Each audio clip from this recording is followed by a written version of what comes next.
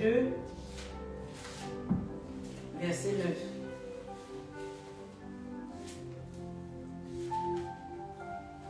Je lis la parole de Dieu. Ainsi, la splendeur du nouveau temple surpassera la splendeur, ainsi la splendeur du nouveau temple surpassera celle du premier, et en ce lieu je vous accorderai la paix. C'est moi le Seigneur de l'univers qui le promet. Alléluia. Amen. Et dans la version de la servante de Dieu, la gloire de cette dernière maison sera plus grande que celle de la première, dit l'Éternel des armées, et c'est dans ce lieu que je donnerai la paix, dit l'Éternel des armées. Alléluia. Amen. Amen.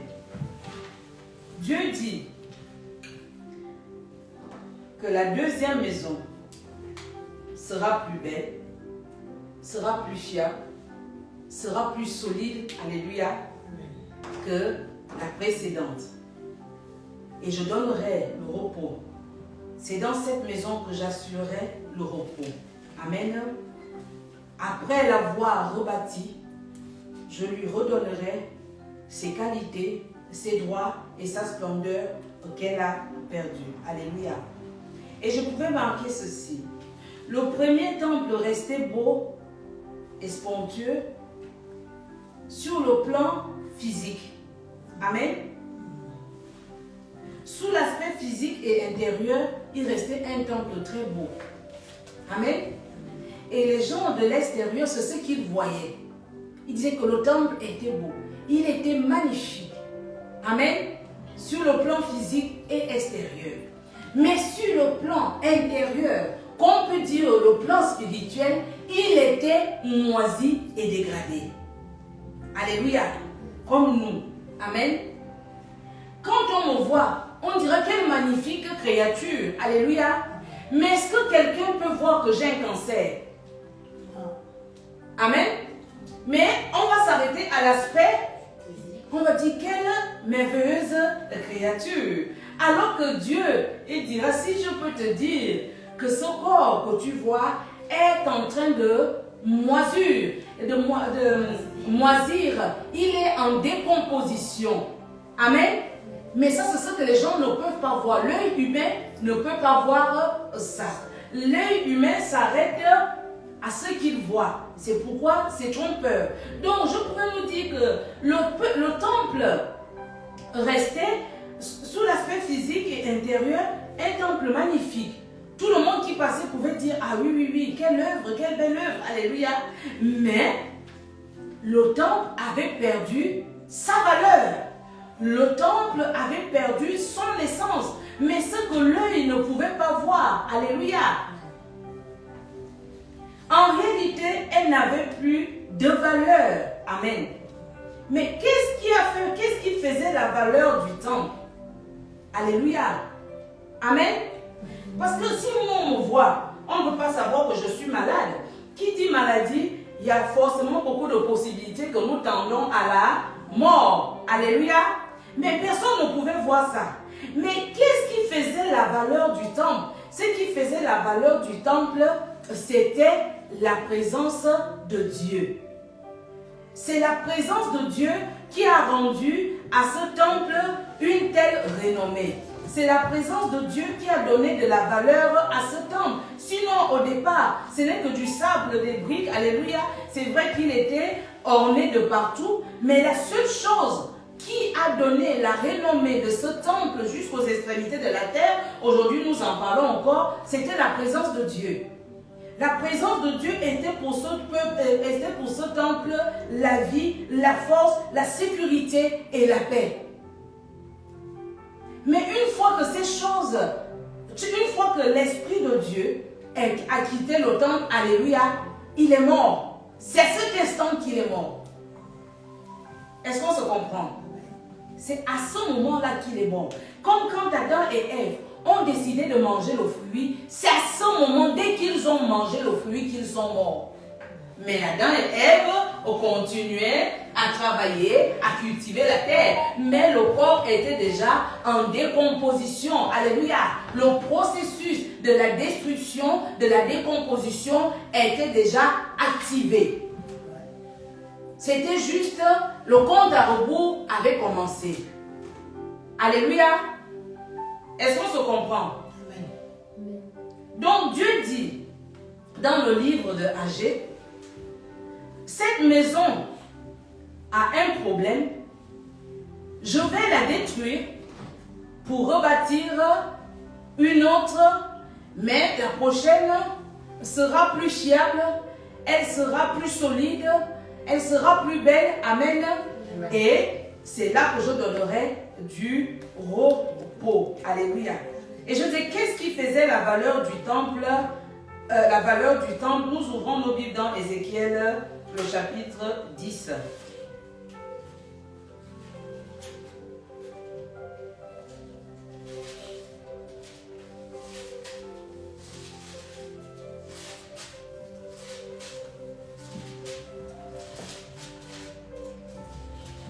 Amen. Ézéchiel 10, à partir du verset 18.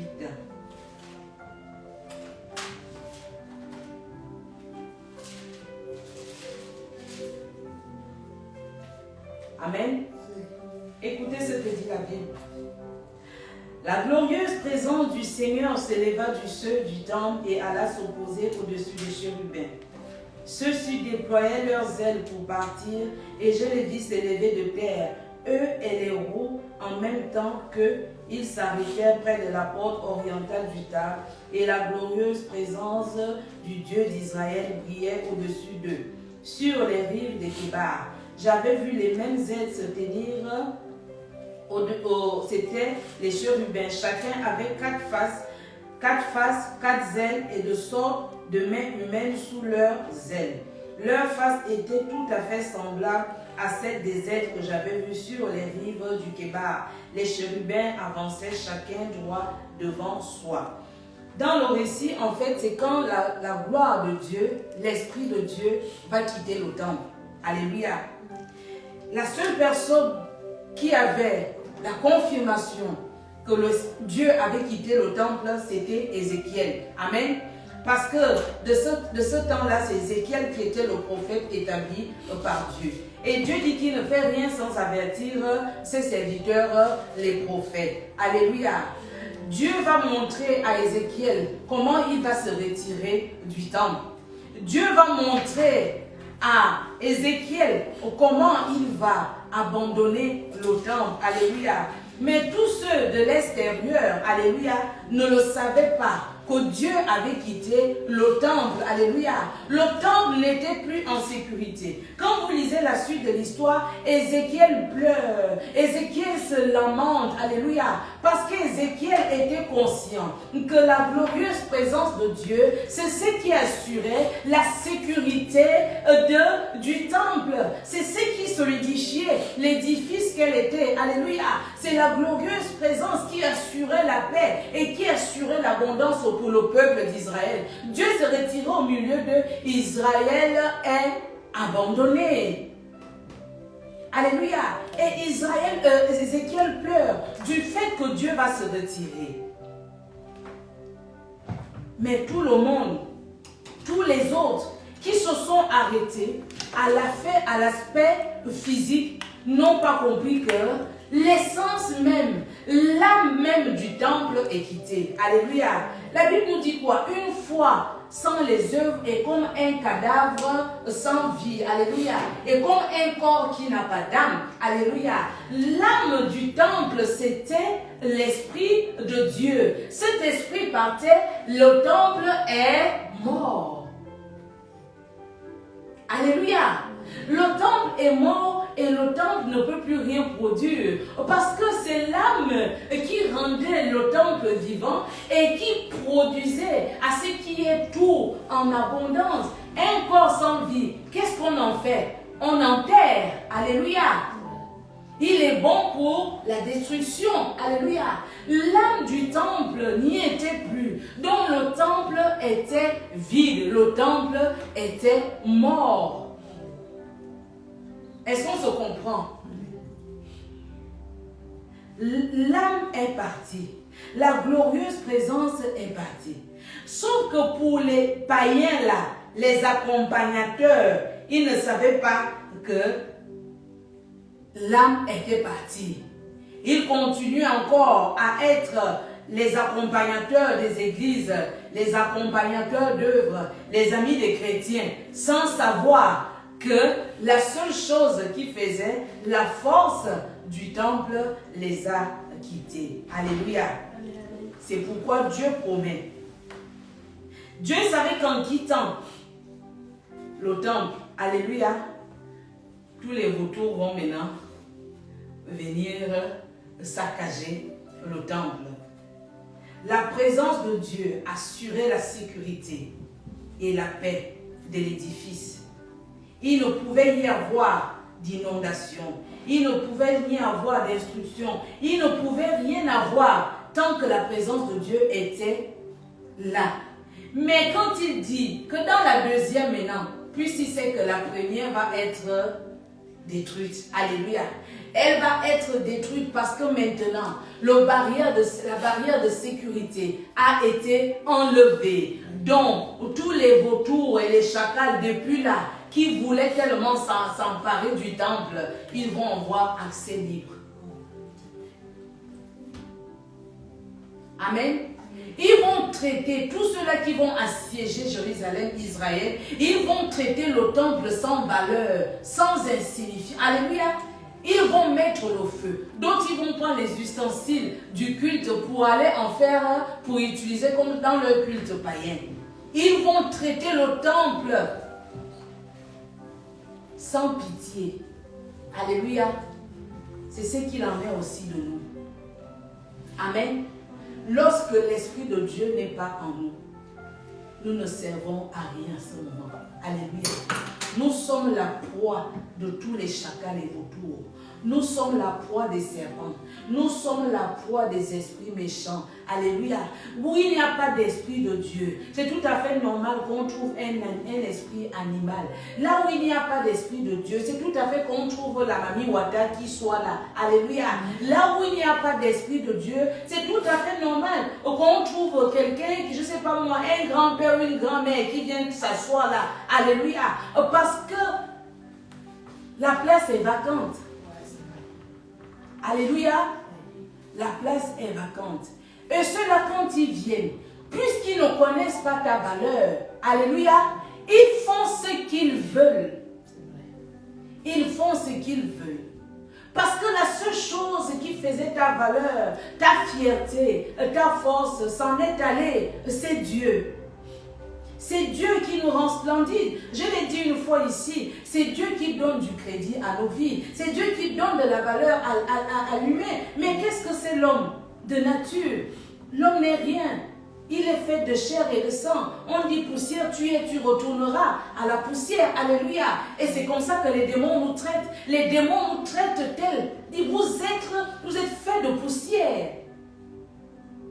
Mais le diable, lui, chérit l'esprit que Dieu a mis en nous. L'esprit que Dieu a mis en nous, c'est l'esprit d'éternité. Il dit, mais regarde des gens comme ça, ceux-là que tu donnes un tel prestige. Regarde des gens comme ça, ceux-là que tu donnes une telle valeur. C'est pourquoi celui qui n'a pas le Seigneur n'a pas la vie. Celui qui n'a pas l'esprit de Dieu n'a pas la vie. Les démons viennent et ils vont te traiter tel, comme de la poussière. Alléluia.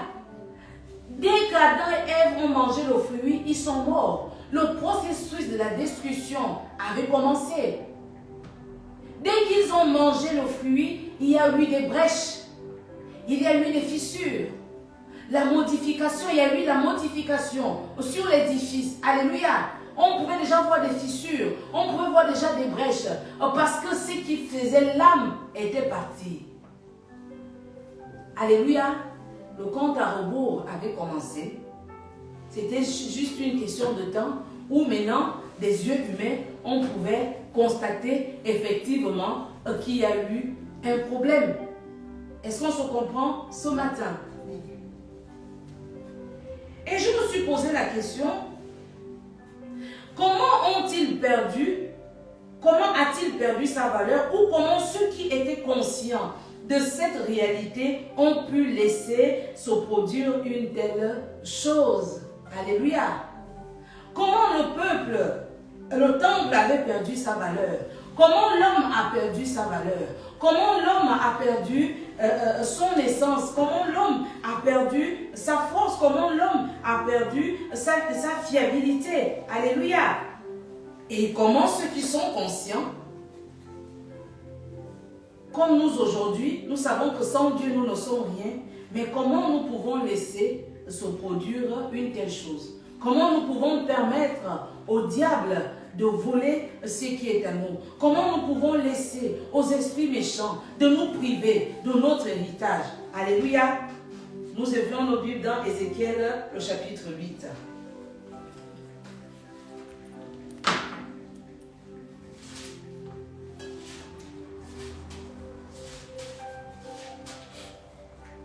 Amen.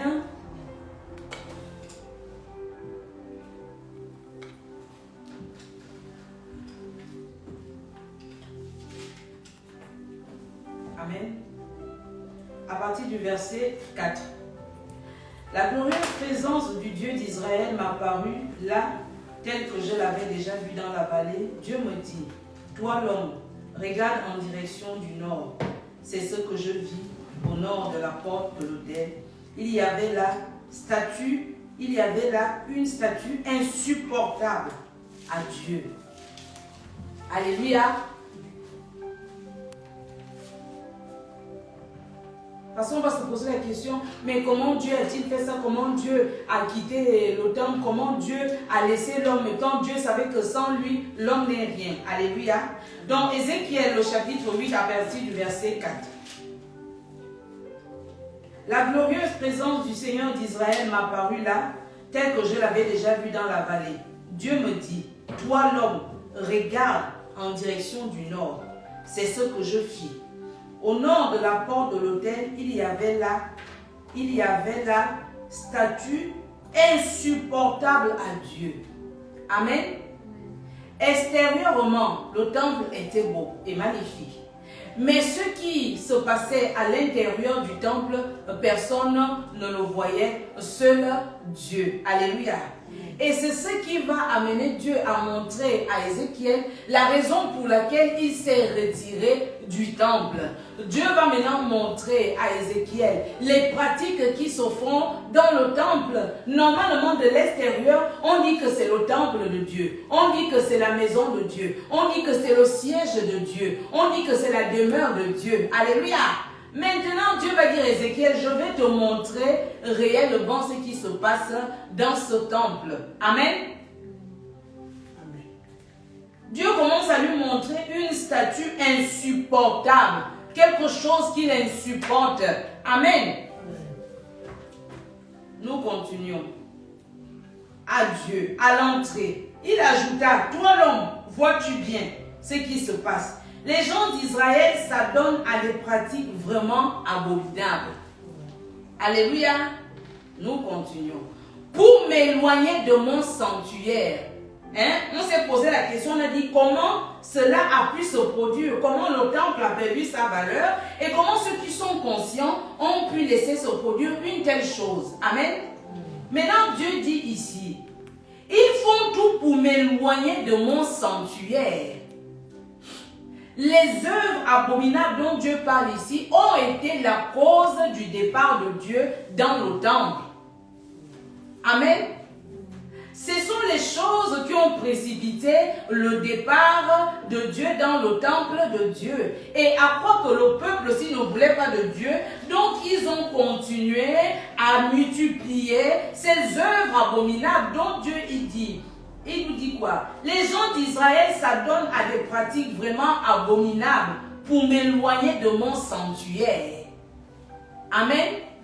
Donc aujourd'hui, Ne nous posons plus la question, mais pourquoi Dieu n'est pas avec moi? Pourquoi Dieu ne m'exauce pas? Il faut bien que tu regardes les pratiques que tu fais. Si ils sont conformes ou ils ne sont pas conformes à Dieu. Alléluia. Nous continuons. Mais tu vas voir encore d'autres pratiques tout aussi abominables. Il me transporta à la porte de la cour extérieure du temple et je vis qu'il y avait un trou dans le mur. Dieu me dit, toi l'homme, perce dans le mur. Je perçai le mur et je fis une ouverture. Il reprit, entre et regarde les actions abominables et révoltantes que ces gens commettent ici. J'entrai et voici ce que je vis autour de moi. Les murs étaient couverts de dessins représentant les reptiles et d'autres bêtes répugnantes. Toutes les idoles des Israélites y étaient figurées. 70 anciens du peuple d'Israël étaient debout devant ces images. Parmi eux se trouvait Yazania, fils de Japhan.